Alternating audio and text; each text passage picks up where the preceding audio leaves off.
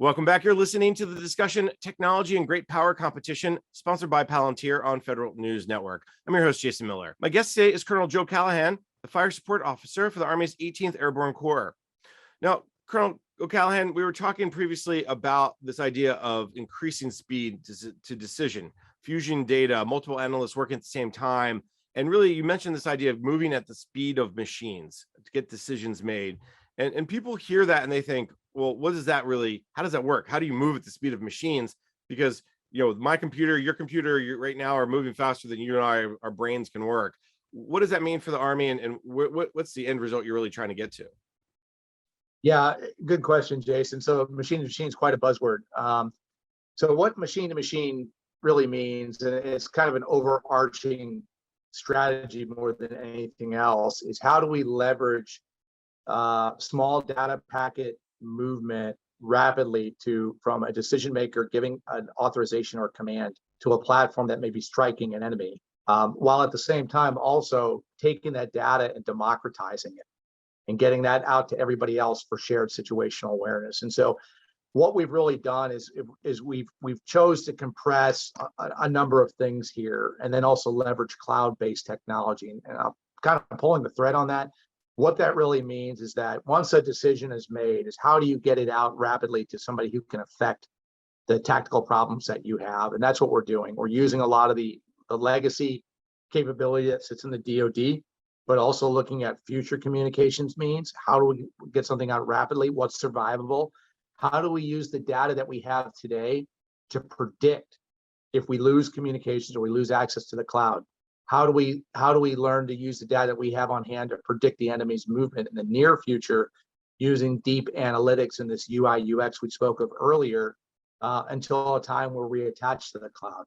Now, the cloud plays an important part to all of this for us, because the cloud allows you not only to go from one machine to the other, but one machine to many machines. And so by doing that, you're making sure that everybody has that shared situational awareness of what you're actually doing, and that they're making decisions commensurate to the decision you just made in order to bring together the best aspects of all the joint services rapidly on any kind of tactical, operational, or strategic problems that we have. Now, the other side to all of this, along with the shared situational awareness, the shared ability to process on something, is getting at scale. And so for the last 20 years, we've been hunting guys in caves or looking for people in a crowd. It's more akin to a law enforcement action, where we keep looking for that salient point of information on the one guy wearing the black hat, and the white hats come in and take care of him.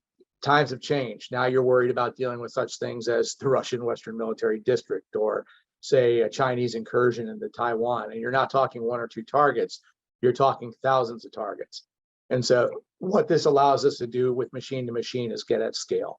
And so if you've compressed the decision processes and you've sought efficiencies by communicating decisions and directions via machine to machine communication, and you've used the cloud to ensure that you can distribute all that information to everybody for shared situational awareness, then that's allowing you to truly get at problem at scale, specifically when you power down those decisions to the lowest level as possible.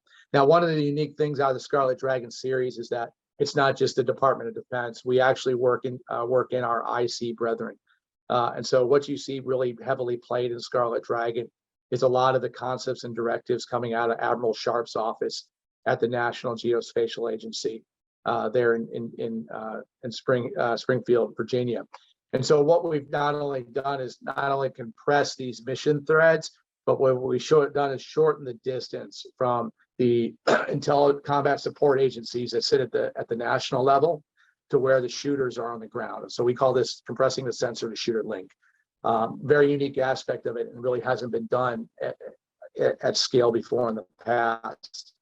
And so instead of now waiting a day to 3 days to get a geospatial product, you're getting it in seconds. And that's allowing us to process all that information rapidly.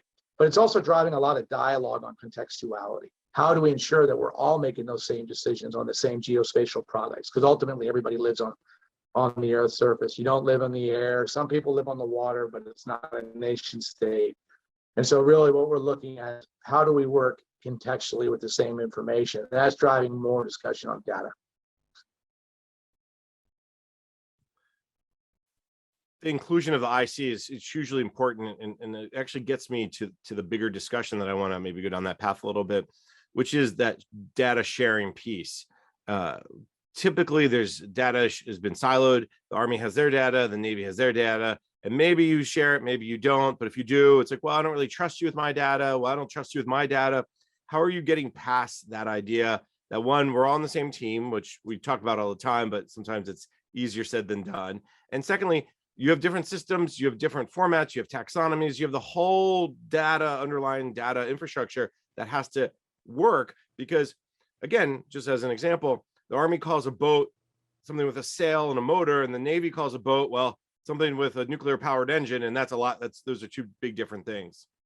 Yeah. So there are a lot of cultural hurdles we got to cross, and Scarlet Dragon's really given us that venue to have that dialogue. So for instance, the discussion, in computer vision, what the Navy calls something may not be the same thing the Army calls it. And so together with the IC, what we're doing is we're all coming together through these venues and describing what the ontology needs to be for something. The other thing we're doing is through this venue is that because we're collaborating and we're not afraid to fail. These aren't demos. This isn't something showing the art of the possible. This is training against real world mission essential tasks that we've got to do. We recognize failure as part of the learning process. So we document that failure, go back to our respective headquarters and reattack to get through those cultural divides or those mission, those message formats. And so to that point, in 27 years, I've never seen the support that we have now from the IC, from DIA, NGA, and others to rapidly attack these problems and get through them. I mean, frankly, we spend as much time on the phone and on email with them and in engineering than we do with our own DoD brethren. What about the different data platforms that you're using? There's no one data lake that all this information resides in. Again, you're dealing with disparate databases. Is this the piece of the cloud that comes in, as well as some APIs that need to be written so the Navy system and the Army system can talk easily, or the IC system and the Marine system can talk more easily?